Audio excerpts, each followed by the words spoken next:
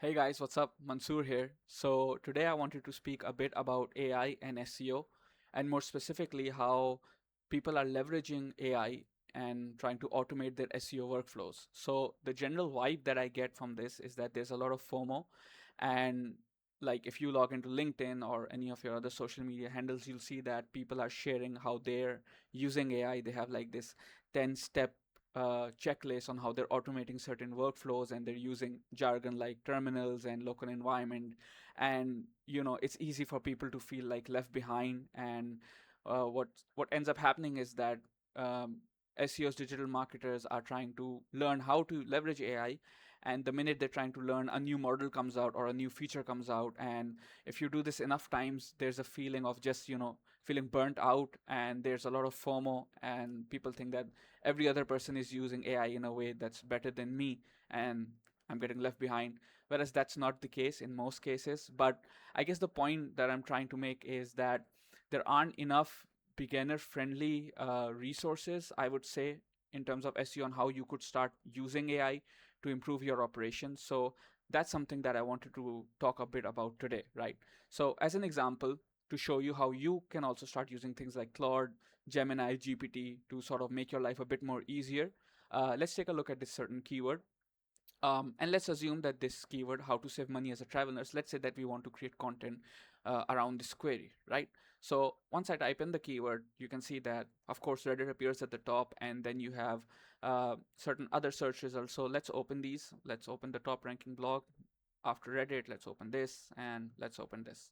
And before we check these, let's just go over the titles. And as you can see, it's about how to save money as a travel nurse. It's about budgeting, keeping more of your paycheck, and emergency fund budgeting. So the the intent revolves around saving money, budgeting, probably a little bit about taxation, and that's generally what our ICP in this case is searching for. So if I open these blogs one by one, you can see the first blog is, it's okay, nothing impressive. It's quite basic, quite generic. Not a lot of headings, not a lot of structuring to it. Um, the next blog looks a bit better. Uh, okay, there's a checklist. It has like more bullet points. It's more like a how to, and it has, I think, better like step by step examples here, right? This one as well. So just off the top of my head, if I take a look at all of these things, sure, they're helping the target audience budget and save more money. But if I take a step back and put myself in the shoes of my ICP, what would probably most helpful here is something that can help me calculate or help me budget, something like a calculator.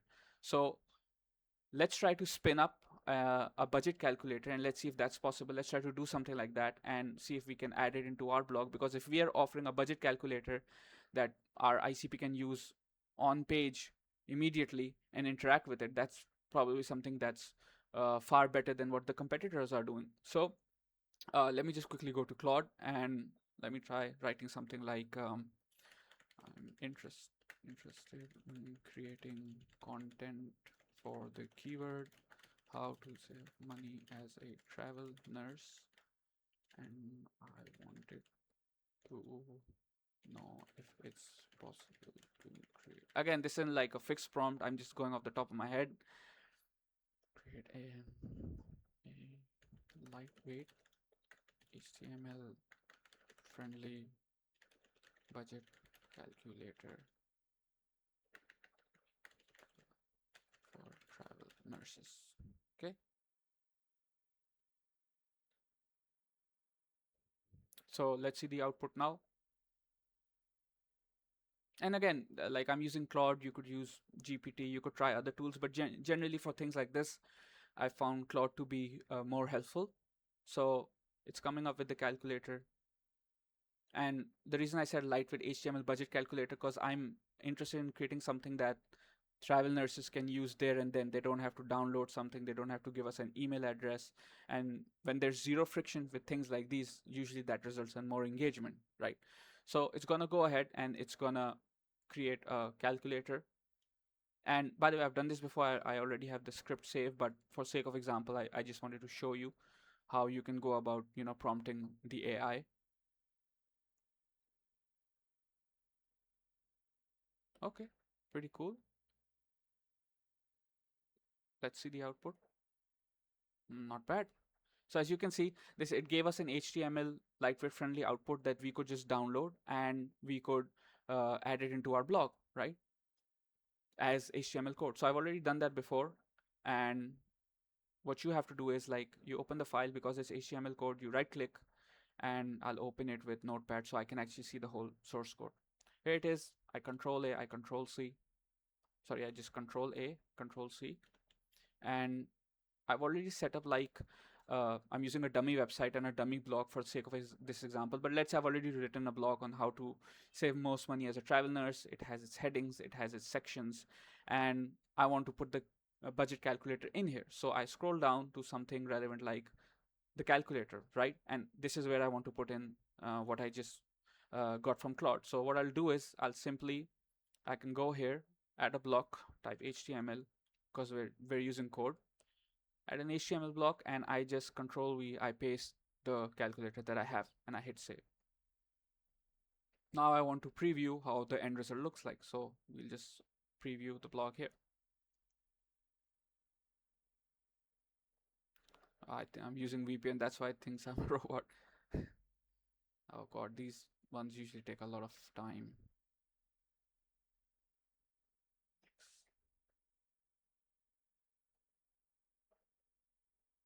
These ones are so annoying because sometimes you just keep trying to verify for like God knows how long. Lights.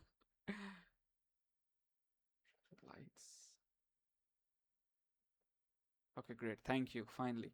So here we are, and let's take a look at how it looks on page. So I scroll down, and it's not there. So something got messed up. Let's try it again. Save draft. Save. Let's try to refresh this. Oh, here we are. Good.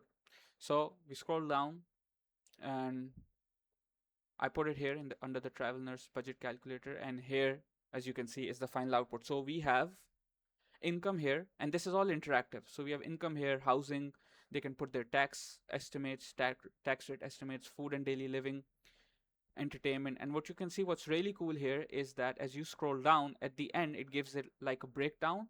It tells you the expense versus take home, how much you're saving, so saving rate percentage, and it gives you like what position you're in. So let's play around a bit with the numbers. Let's say instead of 100, this was 1000, right?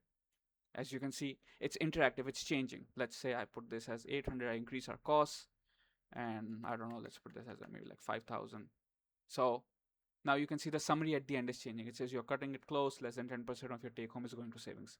Anyway, point is that nurses are ICP can come on, they land on this blog, they see the calculator, they don't have to download anything, they don't have to sign up for anything, they just put in their expenses and they get to know how much they're saving and how much, and then they're able to budget better.